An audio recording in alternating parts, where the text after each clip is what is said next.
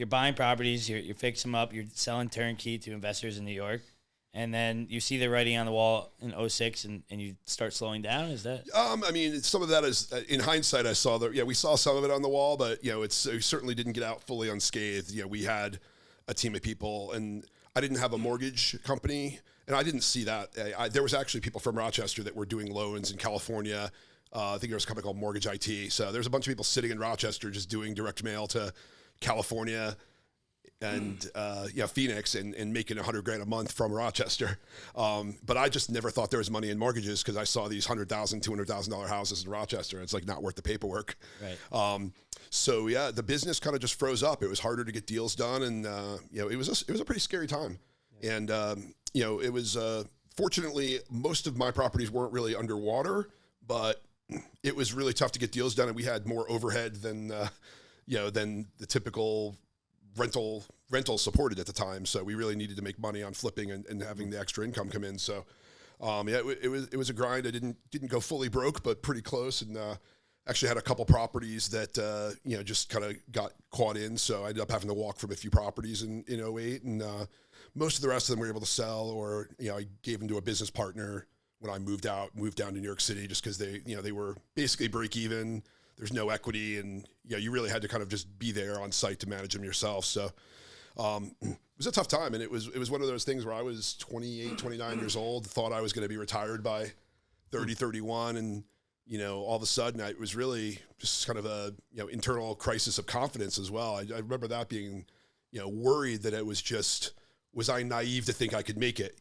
Growing up in Jackson, New Jersey, just like a working class, middle class family, it was really an ego check for sure.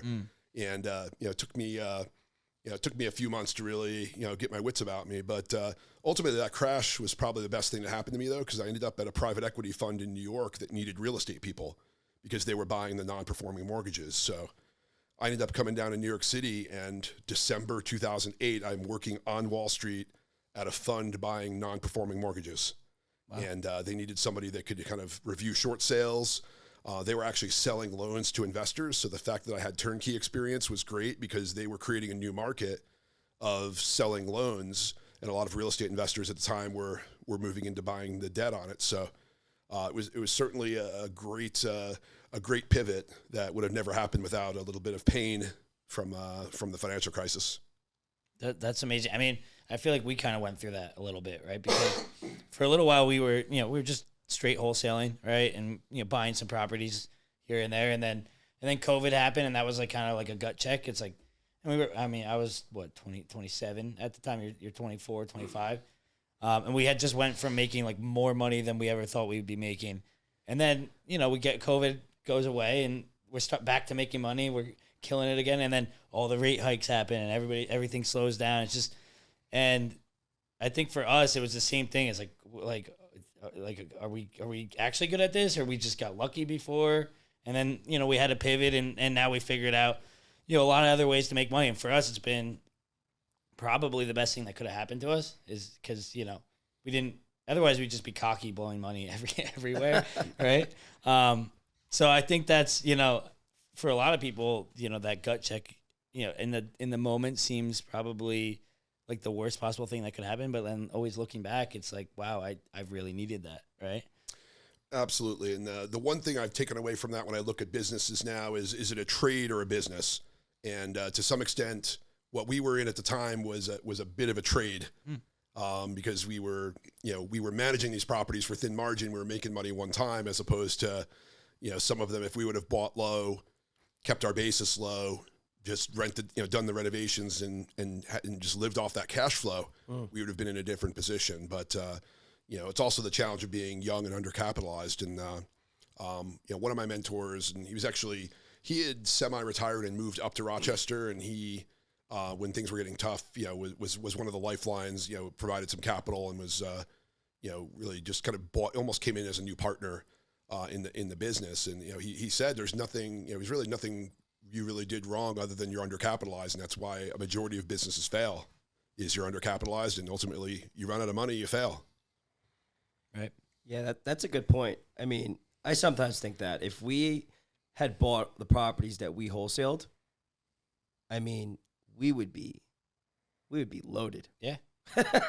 Like if we just raised a couple bucks instead of got greedy on making that $40,000, $50,000, $60,000 wholesale fee, and just took a smaller bite up front, maybe an AC fee, and just kept that. I mean, dude, we'd be sitting really, really, really pretty. Yeah, but definitely would have required some investment at some point, right? Yeah, absolutely. And you got to, it's, somebody, maybe you have a rich uncle and you're able to just do it, or maybe you've got the right connections. But yeah, most people, at least your first time through, you end up bird dogging and just generating. You got to generate your initial million. They say the first million's the hardest. Yeah. Right. And so I think it's something that I think most people go through. I think back to Rochester now, and I have mortgages that would have been paid off. I assumed a 15-year. One of the loans I assumed was a 15-year loan. That would have definitely been paid off. There would have been others that, would be so far down, it'd probably be close to paid off at this point. Now, granted, I knowing me, I probably would have refied them all when rates were at 3%, but that's a whole different story. Well, you would have refied them at like 4, and then again at 3, and then at like 2.5 again. Yeah. And at paying $100,000 in points by the time we're all said and done. I mean, John, you probably see that, right? People were constantly refinancing. Oh yeah, people were trying on the way down. Yeah, when rates were at their lowest, I was closing some deals at like 2.75, 2.8. Yeah, people were refinancing as they were just trying to refi as much as humanly possible. It's like oh man, I got into the game with the dream that financial freedom, buy properties, keep them low leverage, really milk the coupon clippers, get the cash flow going, and then you have an opportunity to pull out like $600,000 on a refi and it put $600,000 in your pocket. And it's really, really hard to say no to $600,000 at 3%, but it's the people that do, the people that have been in the game a long, long time that they'll all tell you low leverage. If you can, pay off as much of the mortgage as you can. I mean, it's like old wisdom that is really hard to listen to. Yeah, it depends on your situation. I mean, you're an active investor. You have plenty of places to deploy that capital. The guy who takes that $600,000 and buys a boat, that's not a good use of the capital. Right. That's true. Yeah, we did take that $600,000 and dump it back into the business. Yeah, definitely. As long as you avoided the 3 Fs when you made your first million. What are those? Anything that flies, floats, or you rent, you don't buy. Wow. And that's not even a sexist comment because that could go both ways. They could. I mean, we know some lady bosses in CG. Yeah. And they flies, floats. Some do all 3. Yeah, I don't know if you're picking up where I'm putting.